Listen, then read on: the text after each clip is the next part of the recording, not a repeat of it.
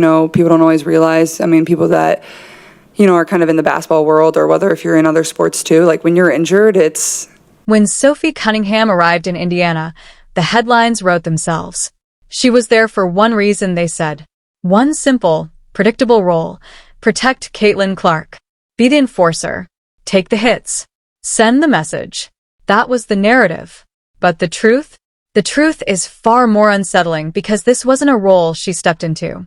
It was a role she had been becoming her entire life. People think this story starts with a trade, a front office decision, a roster move designed to fix a problem. It doesn't.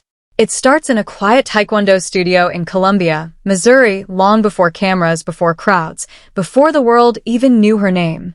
A 6-year-old girl stands barefoot on a cold mat, not playing, not pretending, training. While other kids struggled to tie their shoes, Sophie was tightening a black belt around her waist, learning discipline most adults never fully grasp. Every strike, every block, every breath was controlled, measured, intentional. She wasn't just being taught how to fight. She was being taught when not to. That distinction would become everything. Her life didn't just revolve around sports. It was forged in them. Her father, Jim, built from football. Her mother, Paula, forged through track and field. Her sister, Lindsay, carved out her own path in basketball. Competition wasn't introduced to Sophie. It was inherited, baked into her DNA before she ever stepped onto a court. But even among that elite athletic bloodline, Sophie was different. Because while others trained for performance, she trained for combat. After Taekwondo came Krav Maga, the kind of system designed not for sport, but survival. No rules, no whistles, no second chances. That changes a person. It rewires how you see movement, how you anticipate danger, how you respond when something feels off. By the time she picked up a basketball seriously, her instincts were already sharpened in ways no coach could teach. Spacing wasn't just spacing. It was positioning. Contact wasn't just contact. It was threat assessment. And teammates? They weren't just teammates. They were people to protect. In high school, the dominance came quickly. 4 straight state championships. Record-breaking scoring. Total control of every game she touched. But the real clue to who she was becoming came from something almost unbelievable. When her school's football team lost their kicker, Sophie didn't hesitate. She stepped onto the field, under the lights, in a game that wasn't even hers. And she delivered. Then, in the same season, she walked across a stage, still in uniform, and was crowned homecoming queen. That contradiction? That balance between force and composure? That was Sophie Cunningham in its purest form. At the University of Missouri, she didn't just play.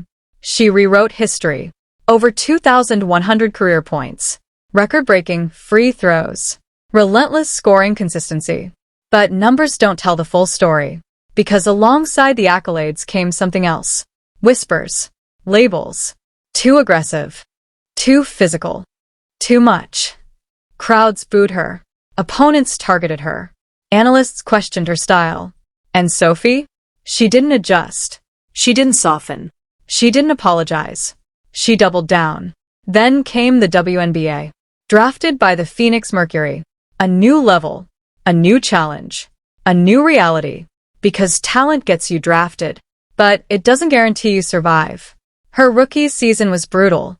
Minutes were uncertain. Confidence wavered. Every possession felt like an audition. And then came the most important shift of her career. Not in a game, but on the bench, watching, learning, absorbing everything from Diana Taurasi, one of the fiercest competitors the game has ever seen. Taurasi didn't just teach her how to play, she taught her how to endure, how to stay ready when you're invisible, how to fight when no one's watching, how to survive the mental war that comes with being overlooked. That lesson stayed. Because Sophie Cunningham isn't built for spotlight moments. She's built for pressure moments. Years passed. Roles evolved. She became the player every team needs, but few truly understand. The one diving for loose balls. Taking charges. Hitting shots when momentum is slipping. The invisible work player. Until suddenly, she wasn't invisible anymore. June 17th, 2025. A date that changed everything. Indiana Fever versus Connecticut Sunday. What looked like just another game wasn't. Because underneath the surface, something had been building for months. Caitlin Clark, the most talked about player in women's basketball, was being tested in ways no stat sheet could show. Hard fouls, uncalled contact, moments that crossed the line from competitive into dangerous. Night after night, it continued, and people noticed. But nothing changed. Then it happened. A moment so quick, it could have been dismissed like all the others. A poke to the eye. Sharp. Direct. Intentional enough to feel different. Clark recoiled. The game moved on. But Sophie Cunningham didn't. Because here's the twist no one saw coming. She didn't react immediately. She waited. An entire quarter. Watching. Calculating. Deciding. That's not emotion.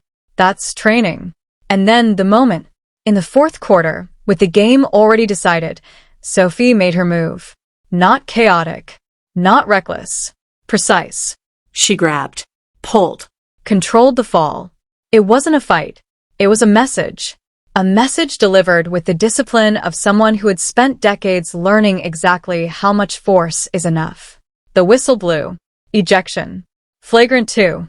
But by then it didn't matter. Because something far bigger had already happened. The internet exploded. Not just with reactions, but with realization. This wasn't random. This wasn't emotional. This was intentional. Calculated. Almost inevitable. Overnight, Sophie Cunningham transformed. From role player to symbol. Followers surged into the millions. Her jersey vanished from shelves. Clips replayed endlessly. But the most shocking twist? It wasn't the act itself. It was what came after. When asked about it, she didn't defend herself. She didn't explain. She didn't justify. She said 5 words.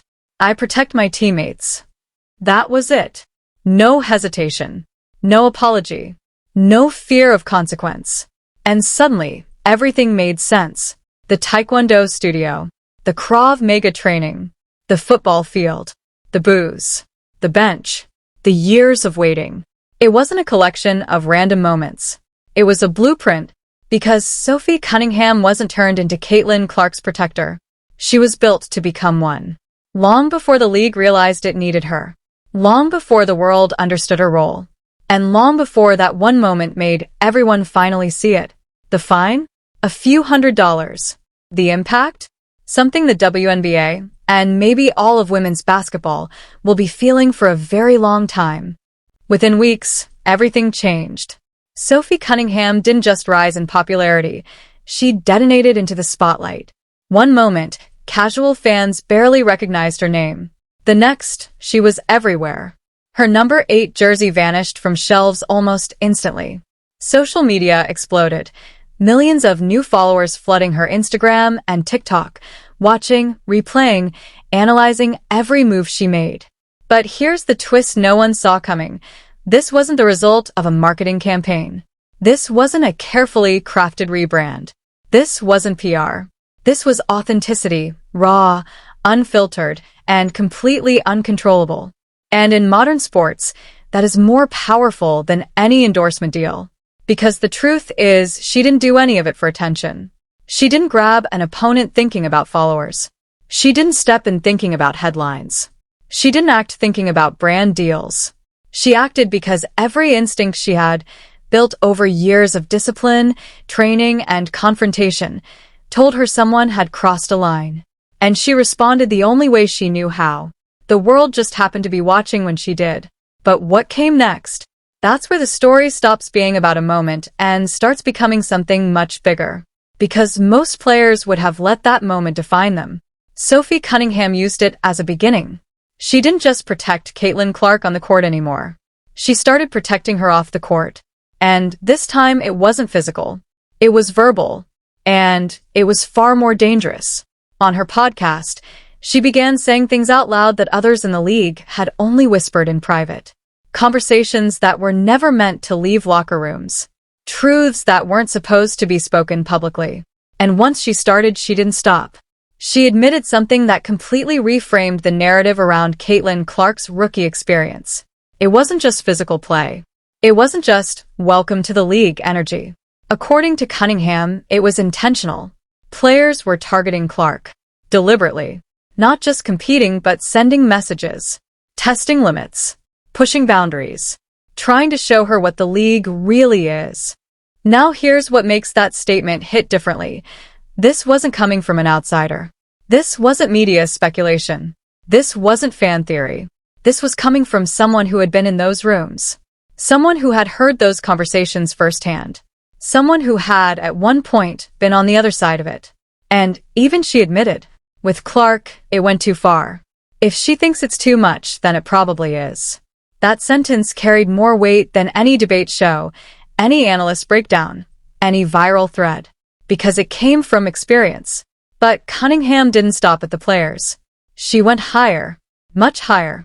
When controversy erupted involving Nafisa Collier and alleged comments from Commissioner Kathy Engelbert, most people hesitated.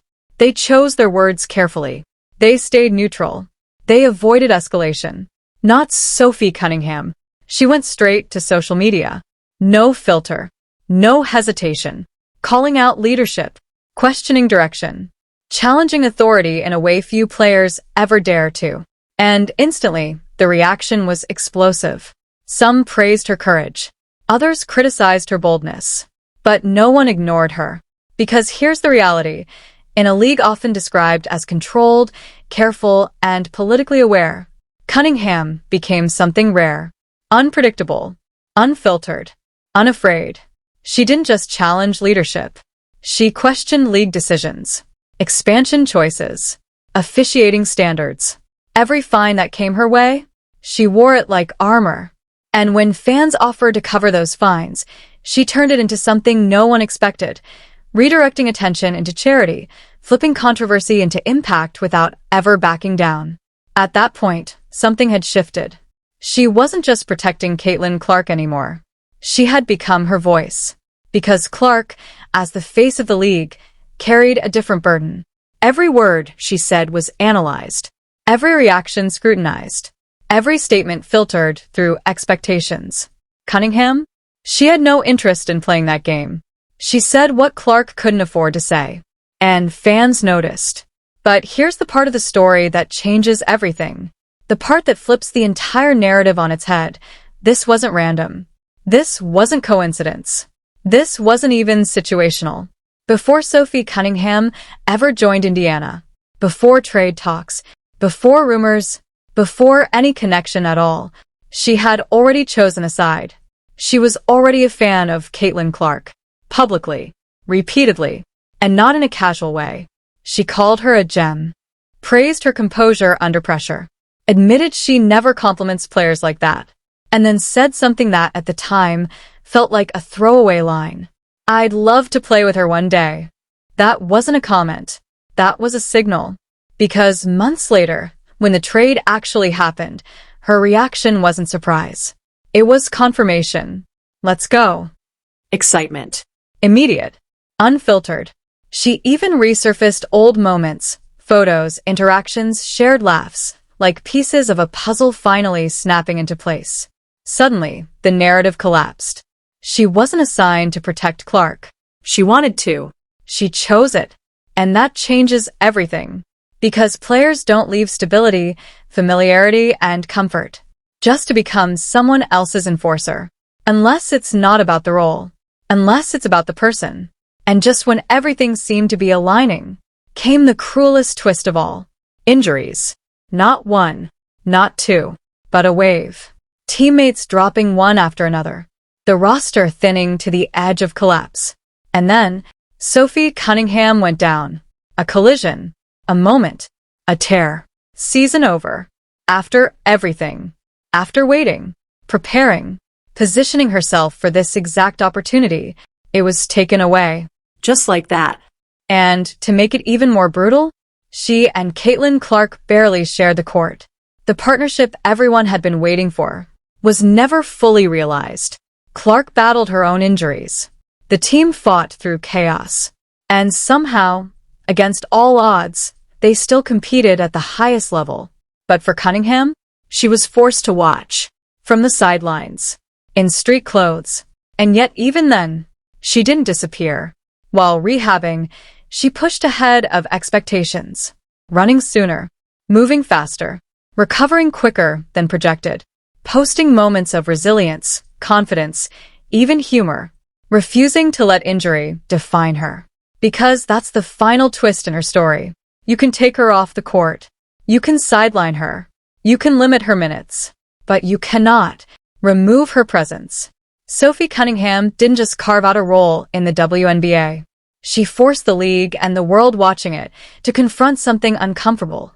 That sometimes the most impactful player isn't the one scoring the most points, but the one willing to stand in the fire, say what others won't, and protect what others can't. Now, with a new season approaching, opportunities growing, and unfinished business still lingering, the question isn't whether she belongs. That's already been answered. The real question is, when the lights come back on, when the whistle blows, when everything resets, will she return to finish the story she started with Caitlin Clark? Or will she take everything she's become and change the game all over again? When the season faded into uncertainty, when injuries rewrote the script, when the spotlight dimmed just enough for most players to disappear, Sophie Cunningham did something that almost no one expected. She got louder. Because here's the truth that doesn't show up in highlights. Most players lose relevance when they're not on the court. Out of sight, out of conversation, out of influence. But Cunningham? She expanded her presence without playing a single minute. While rehabbing, while sidelined, while technically removed from the game, she was still shaping it, still influencing it, still challenging it. And that's where the power shift began. Because by this point, Caitlin Clark had already become more than just a player. She was a phenomenon, a lightning rod, a name that carried pressure, expectation, scrutiny, and opportunity all at once. Every move analyzed, every word dissected, every reaction magnified. But with that level of visibility comes a cost. Control, restraint, silence when speaking freely might cost too much. And that's where Cunningham became something far more dangerous than an enforcer. She became a buffer, a shield not just for physical contact, but for narrative control. Because while Clark had to navigate the league carefully, Cunningham didn't. She stepped into the spaces Clark couldn't touch. She said the things Clark couldn't say. She pushed back where Clark had to remain composed. And slowly something started to change. The conversation around the WNBA itself. For years, certain topics stayed under the surface. Unspoken rules, unwritten dynamics, a quiet understanding of how things operated behind closed doors. Cunningham broke that silence. She questioned officiating openly, repeatedly. Not once, not twice, but consistently. Highlighting missed calls, pointing out inconsistencies, forcing attention onto moments the league would have preferred to move past quickly. Fines followed.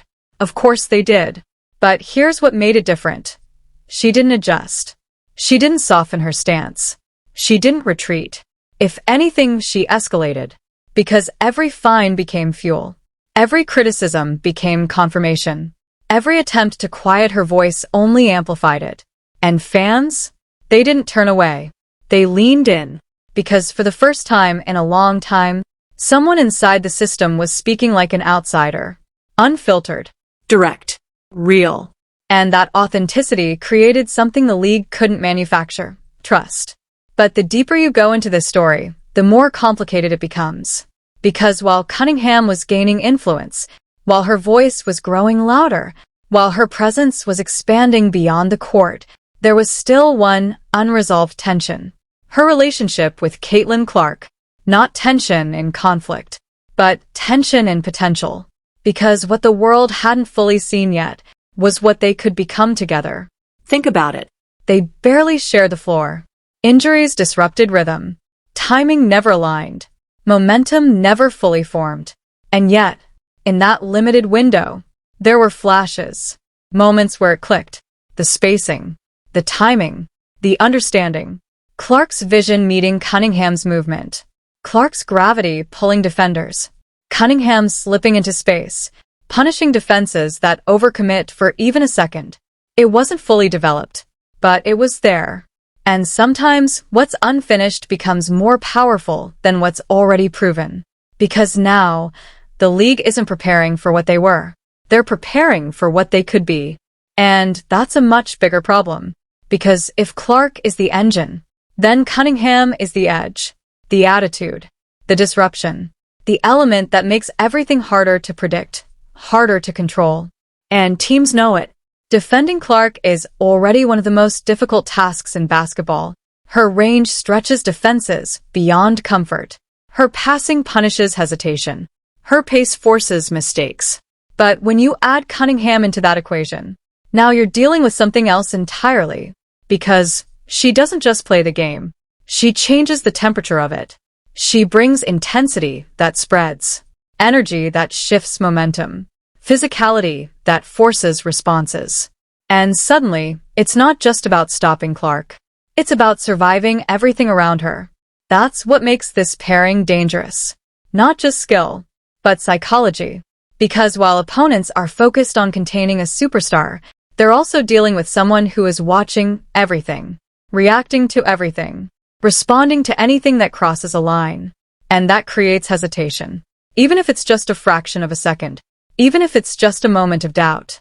At this level, that's all it takes. But here's where the story takes another unexpected turn. Because as powerful as this dynamic is, it comes with risk. Cunningham's style, her voice, her willingness to challenge everything. It doesn't just put pressure on opponents. It puts pressure on the league itself, on leadership, on officiating, on systems that prefer control over chaos. And the question becomes, how long can that tension exist before something has to give? Because history shows, leagues don't always embrace disruption. Even when it brings attention, even when it drives engagement, even when it grows the game, sometimes they try to manage it, contain it, control it. But Cunningham? She's not built for control. And that's what makes her future so unpredictable. Because she's no longer just a player fighting for minutes. She's a voice influencing perception, a presence shaping narratives, a personality that draws attention whether she's playing or not. And with that comes choices. Does she lean fully into that role? Become the outspoken figure who challenges everything? Push boundaries even further? Or does she find a balance? Channel that energy more strategically?